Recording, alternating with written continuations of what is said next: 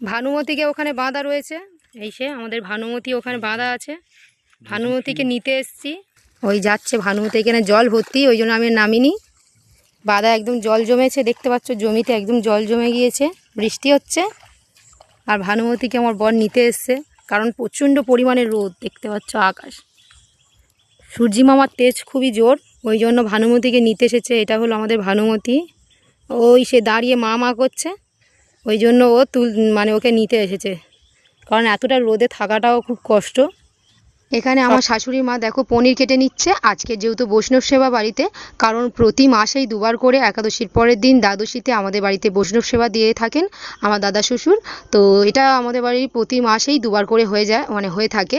এখানে মা সমস্ত কিছু সকাল থেকেই সব কাটাকাটি করে রান্না করছে। আর এদিকে দেখো ভানুকে আমরা নিতে এসেছি, প্রচুর রোদ পড়েছে, দেখতেই পেয়েছো, আগে প্রথম এই ভিডিওতে দেখিয়ে দিয়েছি, কারণ এত রোদে ওকে রাখা উচিতও নয়। আমার অপরাধ ক্ষমা করে। মা বলে এই দেখ তুই আমার ছেলে এসে পায়ে ধরে কাঁদিছি, আবার তোর অপরাধ থাকে। সেই রকম জগতের পিতা কে? জগতের পিতা কি না? দাদু এখানে বৈষ্ণবদের সঙ্গে নাম সংকীর্তন করছেন ও গীতার পাঠ শোনাচ্ছেন। আমরা সবাই এখানে বসে গীতার পাঠ শুনছিলাম। আর এদিকে রান্নার ধারে দেখো কি কি রান্না হয়েছে, তোমাদের সাথে একটু শেয়ার করে দিলাম। আলু ভাজা হয়েছে, উচ্ছে দিয়ে তিতো হয়েছে, ডাল, পাঁপড় ভাজা, পটলের ঝাল, আর সঙ্গে ছিল পনিরের তরকারি। আর এখানে চাটনিও, আমের চাটনি তো অবশ্যই হয়েছে। তারপর অন্নভোগ দেখিয়ে দিলাম। আর এদিকে দেখো ভগবানকে ভোগ লাগিয়েছিল, সেই ভোগের থালা তোমাকে দেখো শেয়ার করে দিলাম। এখানে রান্না টান্না করার পরে প্রতিদিনই আমাদের বাড়িতে অন্নভোগ ভগবানকে লাগানো হয়। তারপর এখানে নাম সংকীর্তন হচ্ছিল, সেটার ভিডিও তোমাদের সাথে শেয়ার করে দিলাম। এটা হলো ভজনের শেষে, মানে গীতার পাঠ করার শেষে।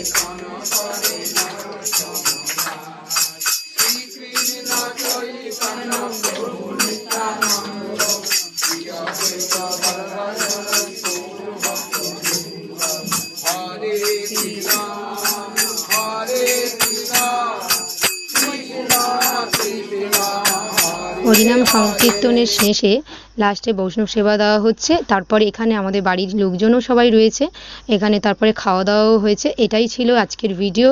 কেমন লাগলো অবশ্যই কমেন্ট করে কিন্তু জানাতে ভুলবেন না। ভালো থাকবেন। হরি বল, হরে কৃষ্ণ, জয় রাধে রাধে, ভালো থাকবেন।